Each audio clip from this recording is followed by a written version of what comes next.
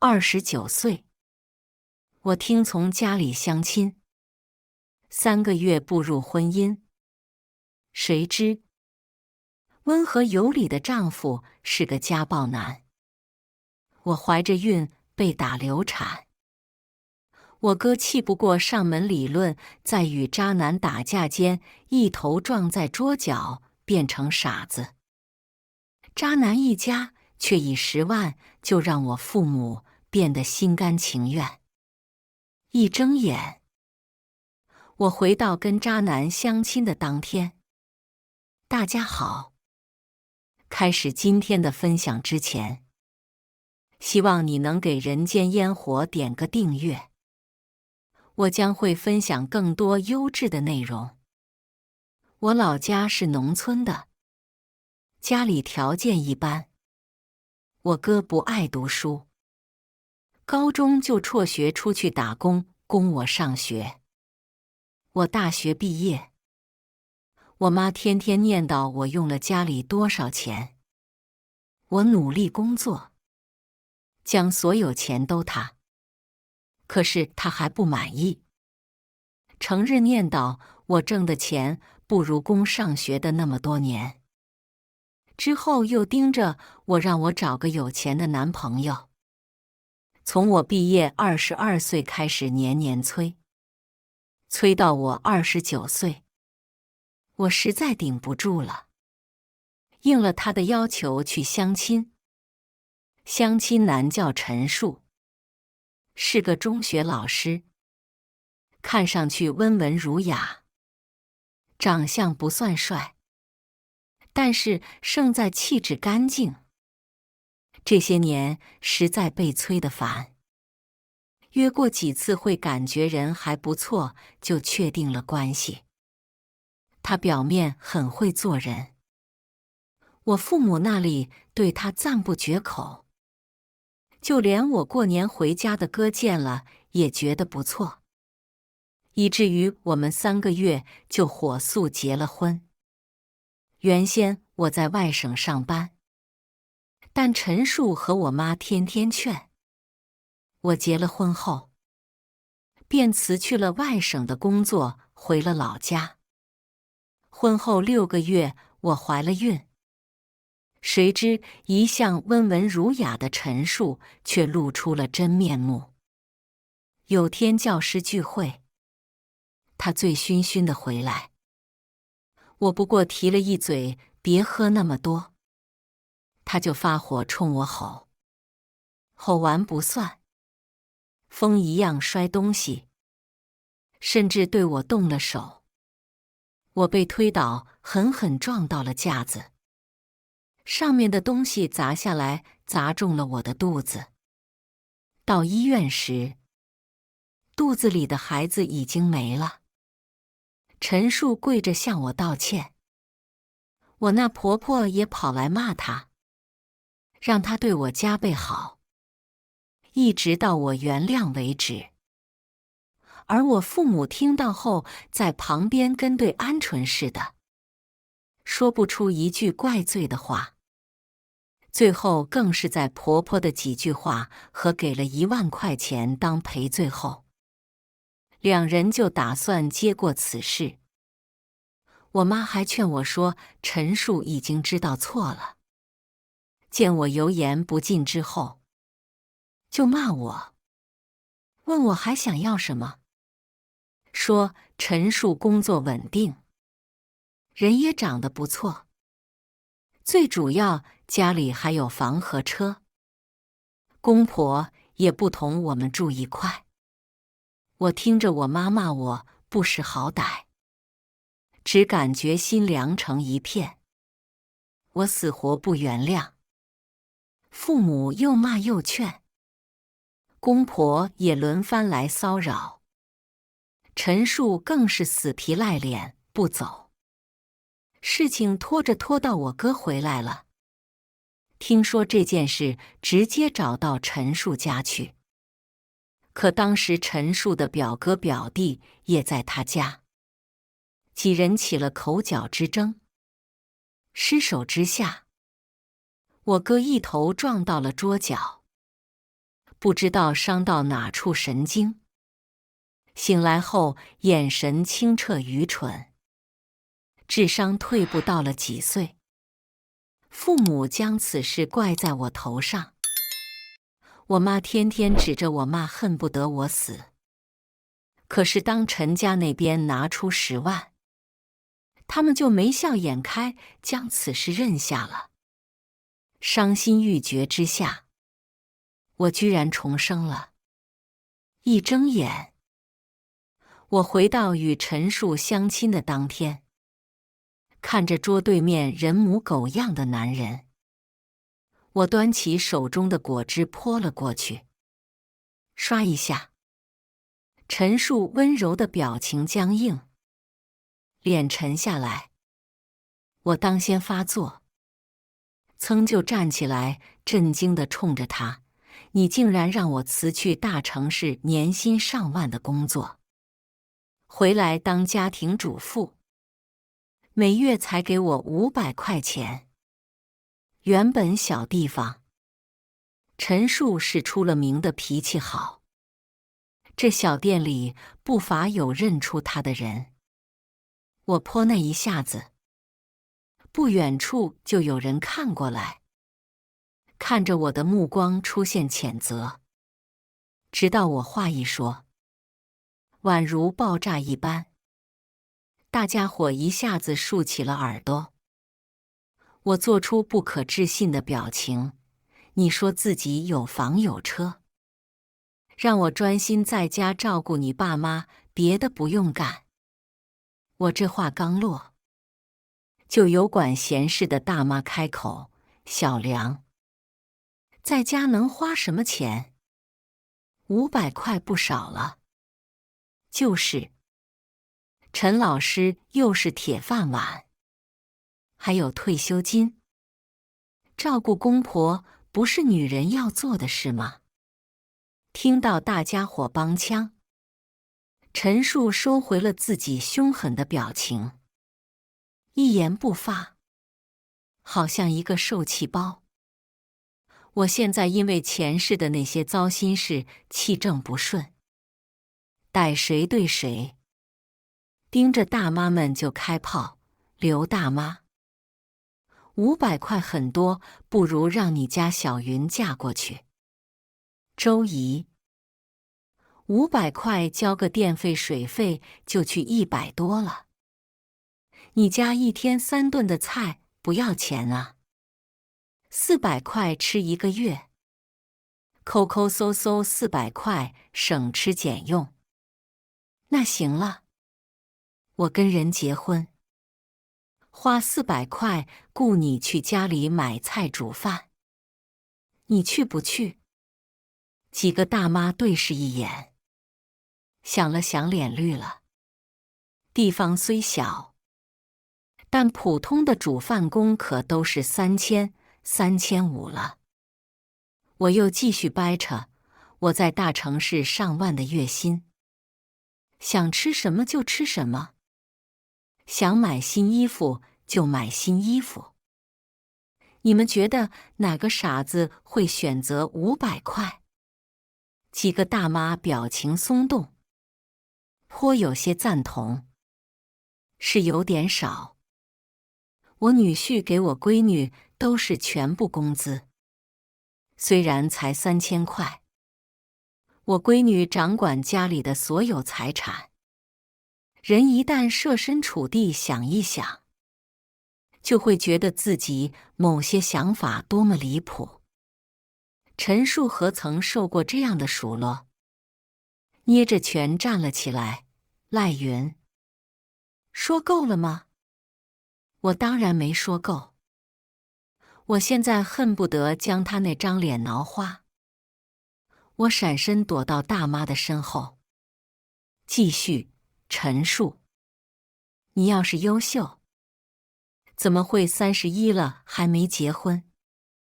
肯定是有什么不为人知的怪癖。我今天就是要闹得人尽皆知，闹得不可挽回。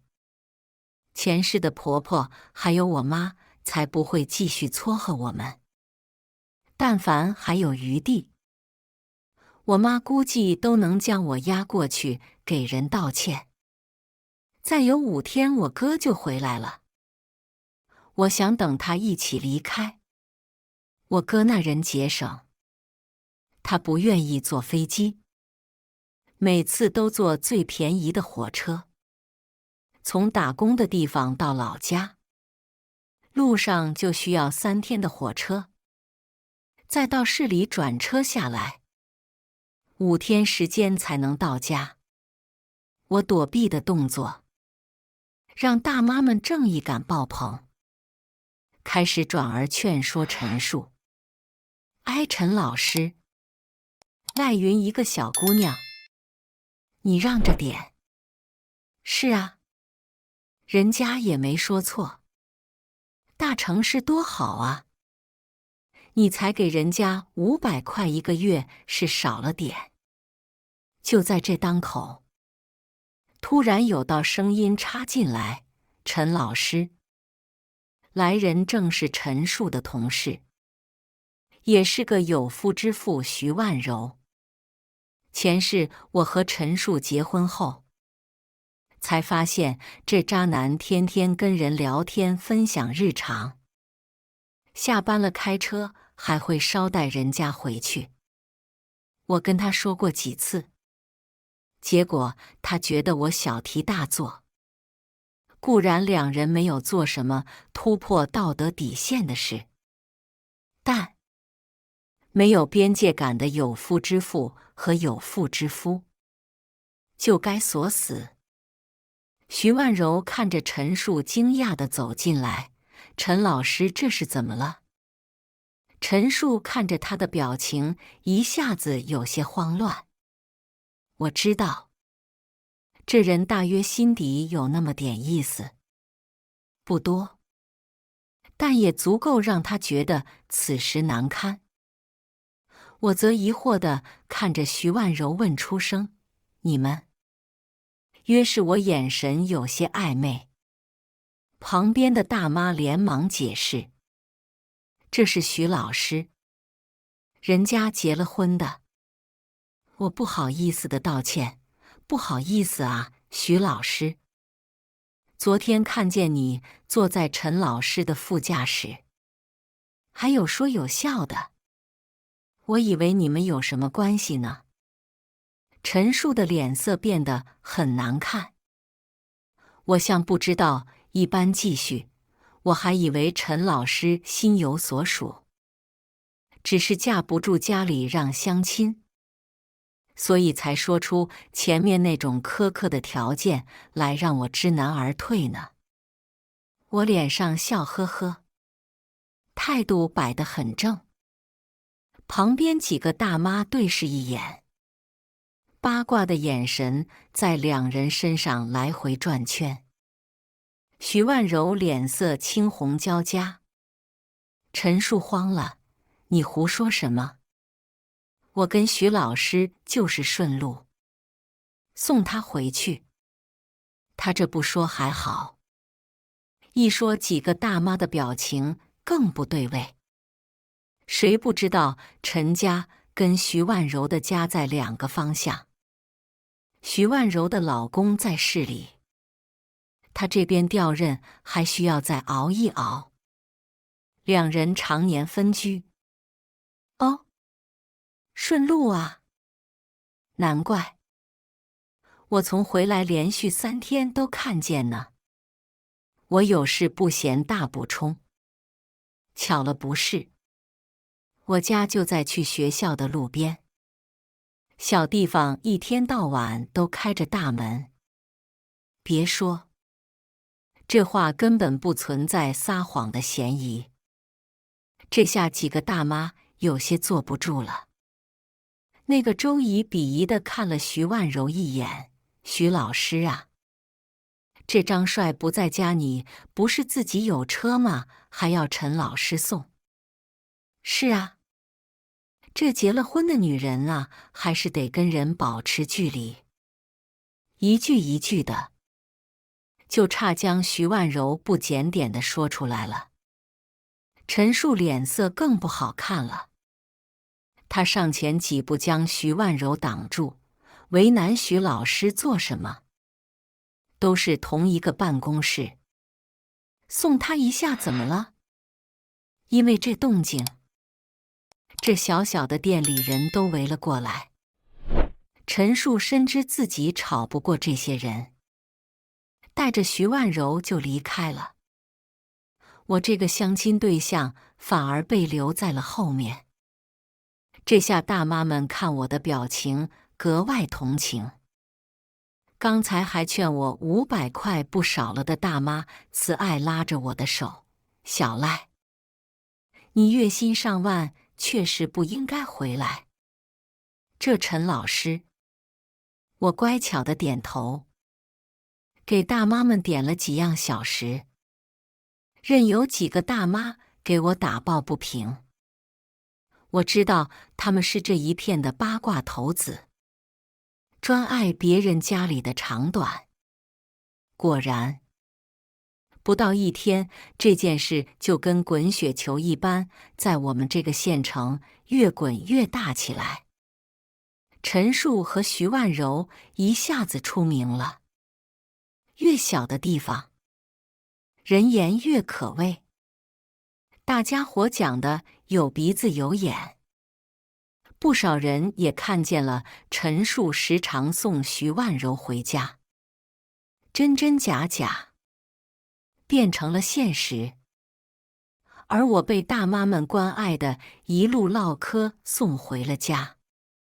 家里，我妈正在等消息，看见我就惊喜地奔上来：“咋样？”我为难地看了她一眼。大妈们已经当了嘴替。哎，小赖他妈，这陈老师跟徐老师比较亲近，你们家小梁都被人丢在那了。大妈们凑过去嘀嘀咕咕。一会之后，我妈气得火冒三丈。事情比我想象中还要顺利。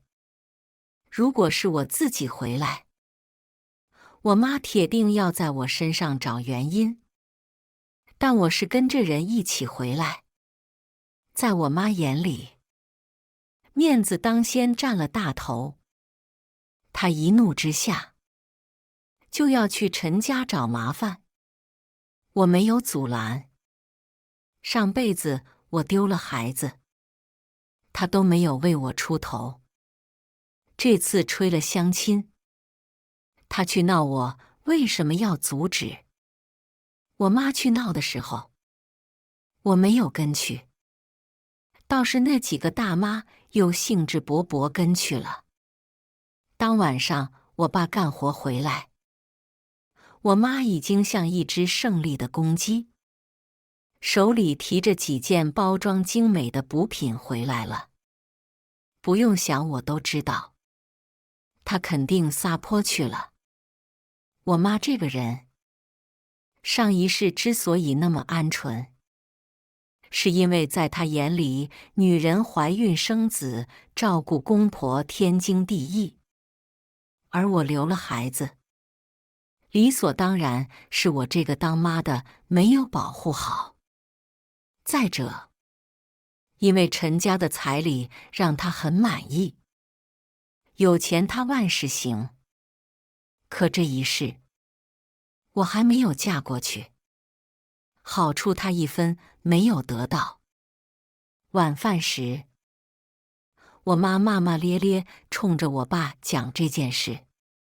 我爸是个耙耳朵，什么事都听我妈的，即便我妈气的就差拍桌子，他也是嗯2声，担忧地看了我一眼，仅此而已。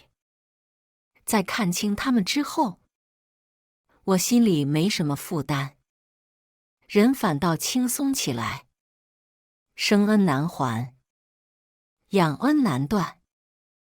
前世连同这一世的前29年，我已经将该还的还得差不多了。等我哥回来之后，我会跟他说清楚，之后再也不回来了。2人的养老费我也不会赖。但要我跟他们平静的相处，我做不到。因为陈述这件事，我难得过了2天平静的日子。可没想到我妈没整事，陈述反而坐不住了。原因是这件事传得很快，学校都有了风声，学生之间也是八卦集中地。学校里的其他教师也因此知道了这件事，将2人叫去谈话。这一谈话，在外人眼里反而更像是实锤了一样。就连徐万柔的丈夫张帅都知道了，所以陈述忍不住找我来了。短短2天，陈述像是憔悴了很多，胡子都没刮，黑眼圈也重得像是画了眼线。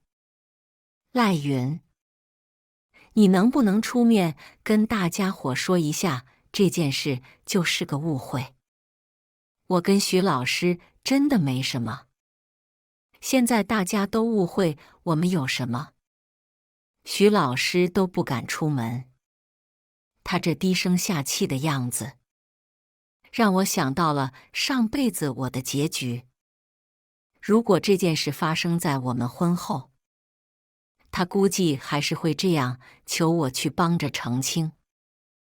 你要说他们有什么？其实说不上来实际事件。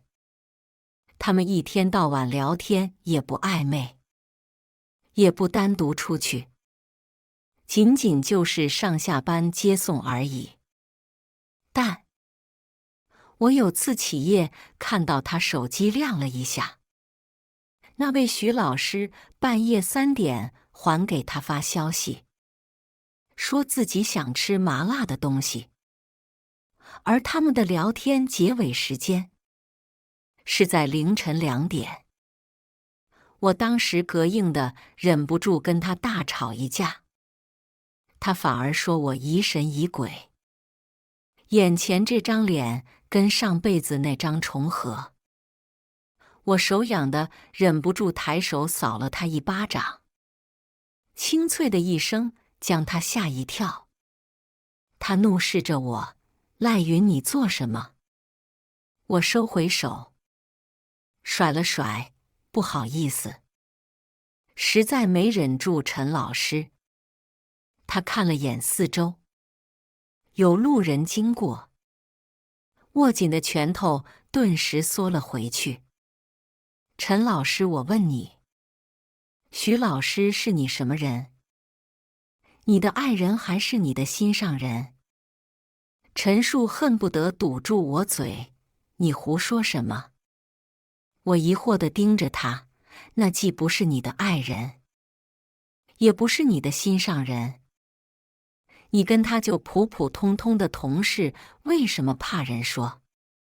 有句话说得好，苍蝇不叮无缝蛋。你应该反思自己是不是真的心有不轨。陈述被我说得又急又怒，你……我眼见着路人走近，转而苦口婆心地劝说陈老师，身正不怕影子斜。你要是跟徐老师清清白白，那这事根本不用解释。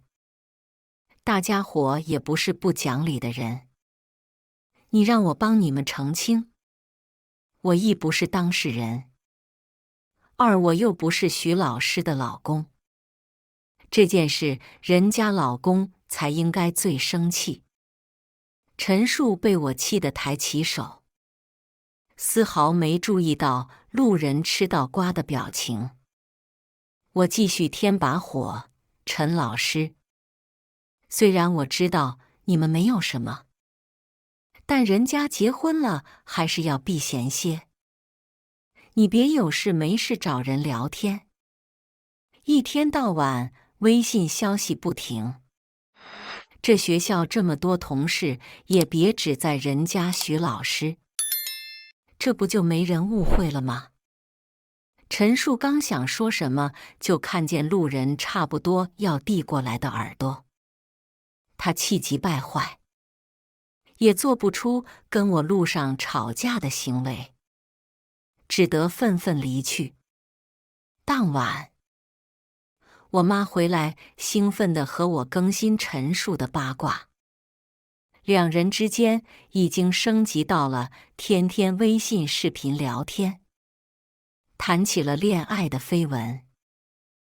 我妈现在像一只瓜田里的茶，上蹿下跳，想给陈家找不痛快，很积极地打听消息。由此我知道，徐万柔的老公张帅要回来了。不过比他先回来的是我哥。此时距离过年已经没几天了。我哥回来的时候，大包小包的东西拎着，笑容憨憨，还是从前的那个他。父母高兴坏了。但第二天，我哥就被推出去相亲去了。我不过去了趟营业厅的功夫，回来我哥就被我妈撵出去了。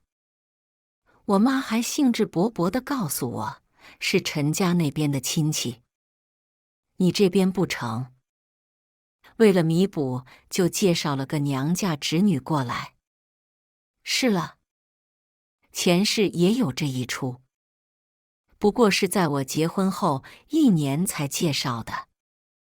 那姑娘叫林叶，是个刚毕业的大学生，居然跟我哥还相上了。年后就跟着我哥去了外省。结果我后来才知道，看着清爽的小姑娘是个又邋遢又懒的姑娘。1日3餐，家里的卫生各种都是我哥，而且还不上班，靠我哥养着，花钱大手大脚。这些在我哥看来没什么，但重要的是，那姑娘还跟前男友藕断丝连，两人因此吵过架。那姑娘就将事情闹大，说我哥欺负她。我哥本性子也软，拖着拖着我家出了彩礼，准备结婚了。不过在哥变成傻子后，他一次没来看过，主动将关系断了。想到我哥的下场，我气得浑身哆嗦，没忍住跟我妈吼，我哥在外边什么姑娘找不到。陈述那件事还不够，还要去招惹他们家的人。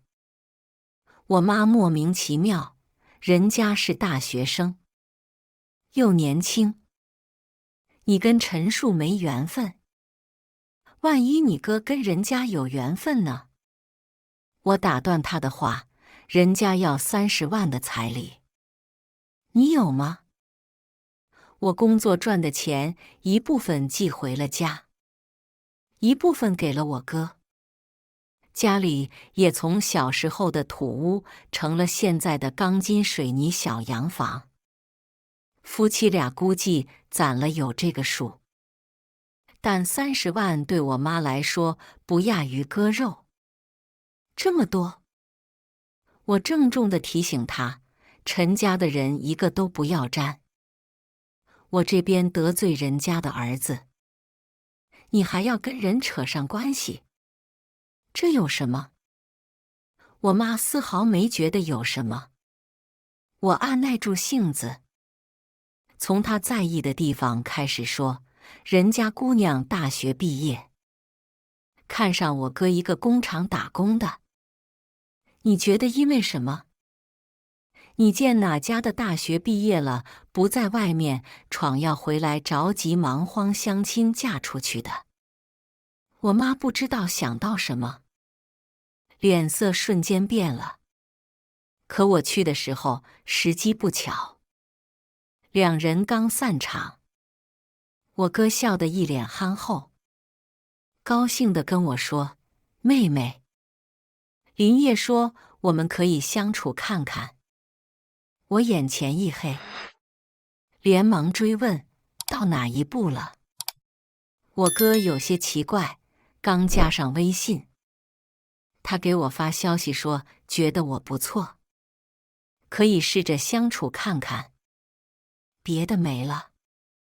还好还好，这意思就是还没确定关系，仅是可以试着来第2次约会的意思。我担心信息差导致我哥又成上辈子的悲剧，连忙将之前跟陈树相亲的事情说了。这孙子不是个好人，我哥气得脸都红了。我安抚他，别担心，我没吃亏，就是哥。因为这件事，陈家又介绍姑娘来，咱们2家多少有些尴尬。这没影的事情，我也不能胡乱说人家姑娘生活习惯、人品之类的，只能拐弯抹角劝。我哥犹豫了一下，点头，确实。万一之后成亲戚了，你跟陈树更尴尬了。他拍拍我的肩，转而问起了我在大城市的生活。我们兄妹其实不常联系，不过他还是如我上学时一般，每个月会给我打生活费过来。我工作后就还回去，他也不收，我都攒着，打算这次跟着他去一趟，看看房，给他付成首付。我哥性格内敛，又老实，我相信只要不被我妈影响，避过林业，就能拥有更好的人生。我妈那里我提前打好预警，倒也没有为难我哥，不过又在张罗着继续给他相亲。与此同时，张帅回来了。我原本去给大姨家送东西，大姨家就在张帅徐万柔家对面，让我赶上了修罗场。陈树那渣男依旧大刺刺地送徐万柔回家，似乎这样才证明他心里没有鬼一般。徐万柔也不知道什么原因，没有拒绝。2人有说有笑的双双下了车，张帅就从大门内走出来，2人瞬间变了脸色，隔着一条路，我都能看见陈树的脸上带着心虚。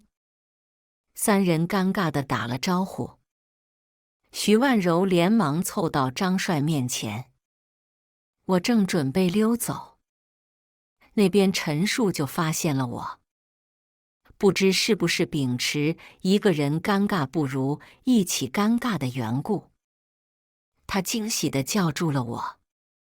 张帅和徐万柔的目光都看过来，我听见徐万柔说：“哎，那不是陈老师的相亲对象吗？”一句话，张帅的脸色好了不少。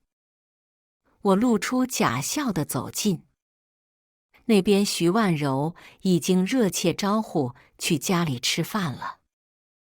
看得出来陈树也想去，我猜她可能是担心徐万柔一个人面对她老公受欺负。我笑眯眯地同他们问好，没有拒绝，跟着进了张家的大门。张帅是做生意的，家里的房子是我们这数1数2的大户，3层式的别墅风格。门进去见了花坛、秋千、假山、小溪等。陈树熟悉地绕过路，看得出来他并不是第1次来。张帅已经做好了饭，偌大的餐厅，大长桌子，我们4人分坐2头。徐万柔亲切地招呼我，还不知道你叫什么。别客气，我老公厨艺很不错。我再次微笑，我叫赖云。谢谢招待。不过徐老师说错了一点，我跟陈树相亲了，但没相上。徐万柔的脸色瞬间变得难看，她正准备张口，我就疑惑地开口：“徐老师那天不也在吗？”这次，陈树表情也不淡定了。张帅一个人处于疑惑中，发生了什么？我不管两人难看的脸色，张口就来，长辈安排相亲，巧遇徐老师。我当时不知道两位是同事，误会了。陈老师生气，就带着徐老师走了，说一半藏一半。这下就连张帅也沉默了下来。想来，他虽然不在家，但传闻也听得差不多。怕是反应过来，我就是那个被丢下的当事人了。陈树连忙解释，我跟徐老师就是同事，我这车子方便，就顺道载他一路。这话还不如不解释。大约是有我这个外人在，张帅没有多说什么，反而客气地举杯敬陈树照顾他的妻子。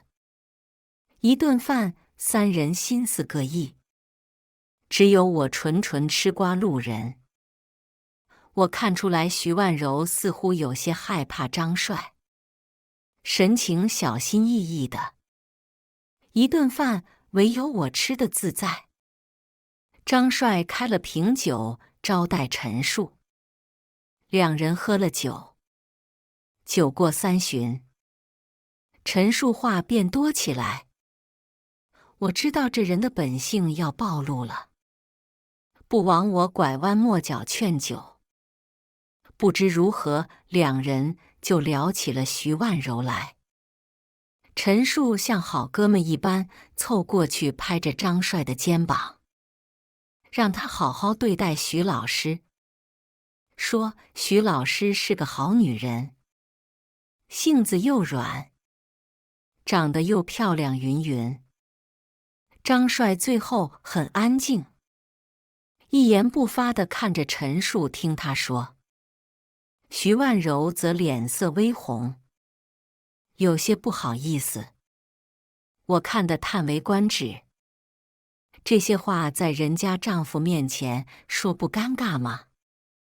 陈树越说越入佳境，竟然从两人相识到现在开始说起，活脱脱一个暧昧史。我感觉事情有些不对劲，赶紧发消息让我哥来接我。那边陈树已经猛然一摔杯子站了起来，砰一声，玻璃碎了一地，吓得徐万柔失声尖叫。张帅的眼睛也清明起来，陈树却还指着张帅开口：“徐老师这么好的人，你怎么忍心抛下他一年到头不回来的？”徐万柔泪眼汪汪地看着陈树，我默默将凳子挪到了角落，尴尬得恨不得脚趾头扣地。我刚坐稳，陈树却已经控制不住脾气，打了张帅一拳。噼里啪啦的动静比我想象中来的还要快。我眼疾手快，又给派出所也打了电话。这一趟来对了。从回来到现在，我都在想如何平息上辈子的那股怨气。可平白无故，我又奈何不了陈树。如今看到徐万柔也不是个安于世的人，我没了顾忌。两个醉酒的男人打架，着实算不得美观。略显凶残。徐万柔哭哭啼啼在一边不敢凑近，我故作慌张站在一边，避过他的视线，时不时给陈述来2下解恨。一架打了15、16分钟，两人身上都挂了彩，餐桌一片狼藉，屋里跟遭了贼似的。派出所的车子伴随着左邻右舍甚至更远的吃瓜群众一起到了。乌泱泱的人将张家围了个彻底。这小地方一点动静都能人尽皆知，很正常。两人被冲进来的人拉开，我哥担忧地将我扫视一圈，才问我发生了什么。那边徐万柔哭得眼睛红肿，声音都喊哑了。所以事情的经过当然是我来说。我没有添油加醋，只是将所有好好陈述了一遍。硬生生挤进来的大妈们兴奋得双眼冒光，好似看到了肉骨头。我就知道这不稳了。陈树和张帅被带去了派出所，我和徐万柔作为当事人也去走了一圈。那打架的两人此时都清醒过来。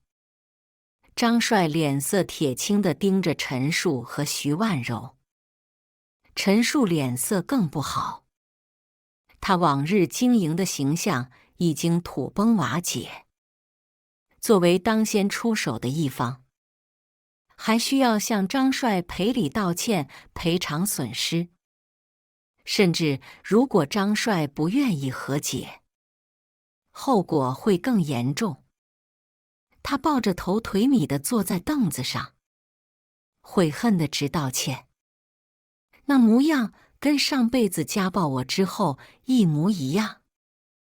陈述道歉的态度很真诚，就连徐万柔都觉得这态度够了，欲言又止，想求情。张帅看看自己的妻子，又看看陈述，突然扯了扯嘴角，转头说不愿意调解。陈述这下慌了，张哥，我错了，我就是酒精上头没了脑子，我不是，我真的没有别的心思。他大概也意识到酒过3巡之后的胡言乱语，颠三倒四地开始道歉，翻来覆去就是2个思想：自己动手都是酒的锅，自己对徐老师没有别的心思。两人清清白白，大家都是成年人，说不说的，眼睛能看到。张帅又如何肯信？看着自己的妻子哭得泣不成声，眼里都是祈求。再听着陈述，不住重复两人之间清白。张帅心头火起，手高高一扬，像是要扇徐万柔巴掌。那一瞬间，陈述下意识挡住了徐万柔，徐万柔也闭眼下意识抓住了陈述的手臂。条件反射最是骗不了人。张帅嘲弄的表情让反应过来的两人脸都白了去。我没想到这一事，只不过提前在陈述面前挑明了跟徐万柔的隐藏关系。陈述居然看清了自己的内心。上辈子他守着自己微乎其微的道德心，这辈子他将道德都弃了。我哥嫌晦气，要拉着我走，我不走，因为我还通知了上辈子的婆婆，那个泼辣的老太太。陈老太太是个不得了的人，颇有当领导的气质，见不得人忤逆她。她年轻时候也是个老师。退休后组织大家伙跳广场舞，做领舞的那个。在他眼里，自己的儿子最好不过，别人一根毛比不上。陈老太太没让我等多久，那边徐万柔的哭声还没小，声音就到了：哪个不要脸的玩意居然攀咬我儿子！我打电话的时候说，陈老师因为女人，把人家老公揍了。陈老太太眼里她儿子不会错，所以这奇特的事件原因只能是有夫之妇来勾搭的他儿子。徐万柔这么多年养尊处优，还没被人这么骂过，她小脸更白了。别说这副长相真的有股网上说的小百花气质，陈树一看就护上了，将人挡在身后，告诉他妈：“这是徐老师，妈你注意用词。”这话不亚于火上浇油。陈老太太手一伸，就避过陈树，将后面的徐万柔扯过来，甩了一巴掌。徐万柔哭都忘了，就连张帅也站了起来。陈树连忙扯开自己的母亲，语气也冲：“妈，你干什么打人？这件事跟徐老师没关系。”那边张帅脸色也不好。就在这时，相关人员来录事情经过了，饭桌上的场景再次重现。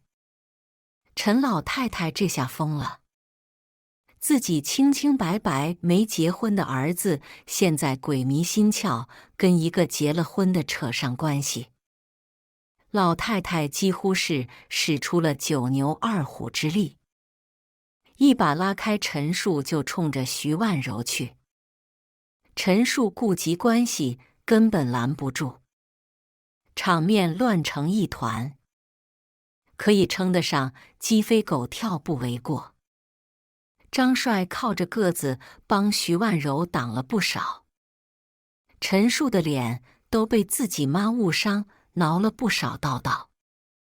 徐万柔被两个人护着，还是硬生生被扯掉了一撮头发，露出头皮。这场闹剧好一会才被分开。陈老太太气疯了，实在是之前就有传言，她就跟传八卦的人干了一架，本以为差不多平息了，今天又来了这一出，还闹到派出所来了。就算是两个人制住他，他也恨不得扑上去将徐万柔撕了。还是张帅站出来：“老太太，肆意殴打伤害他人是犯法的。万柔还是我媳妇。”呸！自己媳妇都管不好。老太太更多的脏话没骂出来，被陈树捂住了。陈树还能不知道自己老娘的尿性？疯起来无差别攻击，又是一番道歉。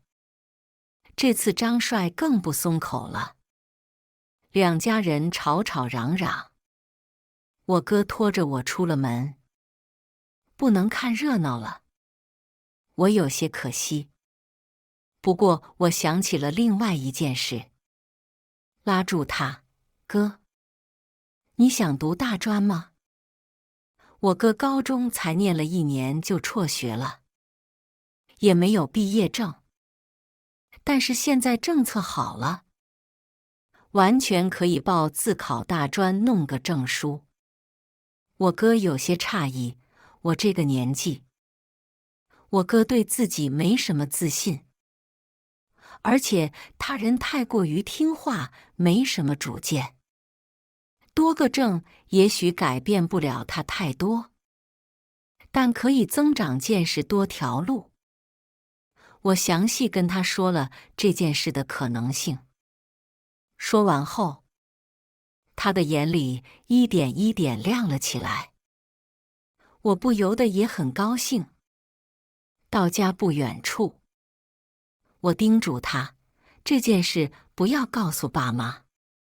我哥不解，为啥？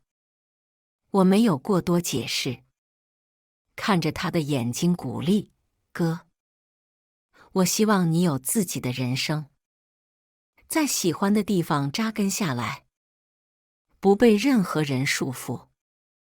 你先是你自己，再是爸妈的儿子，我的哥哥。我知道这种观念对他而言可能算是出格的。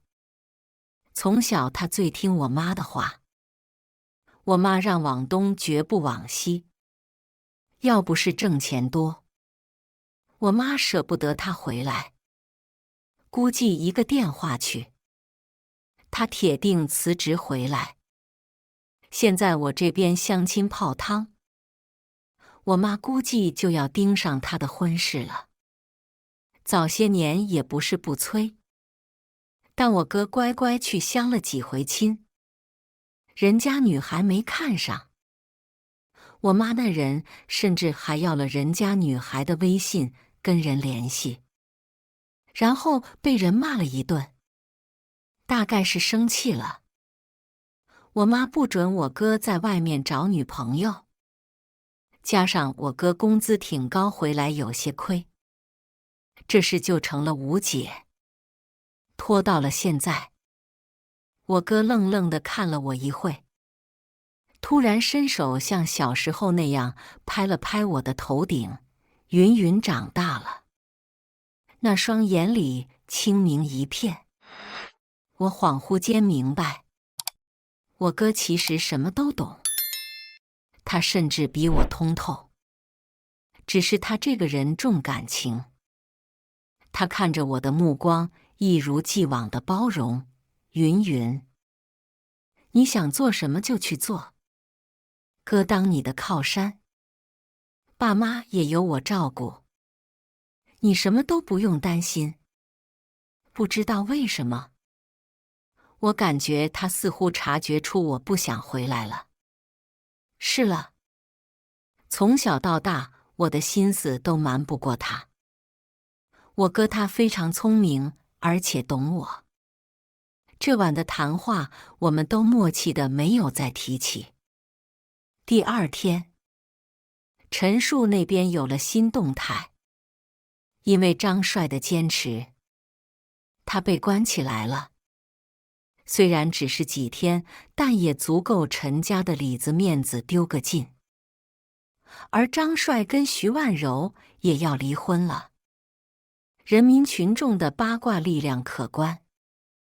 这件事根本没有秘密可言，在大家伙的见证下，徐万柔挽回无果，离婚恢复单身。陈述那边出来后，又被校方约谈，工作是泡汤了。徐万柔那边倒是自己主动辞职的，因为有离婚冷静期。我没等到两人彻底离婚，就回了工作岗位。听说后续陈述和徐万柔结婚了，陈老太太一哭二闹三上吊都没阻止，恨这个儿媳妇恨得咬牙切齿，闹得那叫一个精彩。两人没了人民教师的工作，老太太就不同意夫妻俩单独住，所以婚后一家子住一起。那日子不用我想象，都知道如何鸡飞狗跳的地步。这些都是我哥跟我说的。以前他可不会听家里的八卦，我知道他应该是为了我打听的。以前我妈时不时就要打电话来要钱，可从这之后再也没打电话来过。我过上了清静的日子，开始努力升职。准备买房。闲暇之余，也试着答应1、2次男性的约会邀请。对婚姻我没什么主动心理，不过也不畏惧，讲究随缘，没有年龄焦虑，没有生活压力。我的人生正是好时候。以上就是今天分享的故事。大家有什么想说的、想吐槽的，欢迎在下方评论交流。也更希望能给人间烟火点个订阅，我将会分享更多优质的故事内容。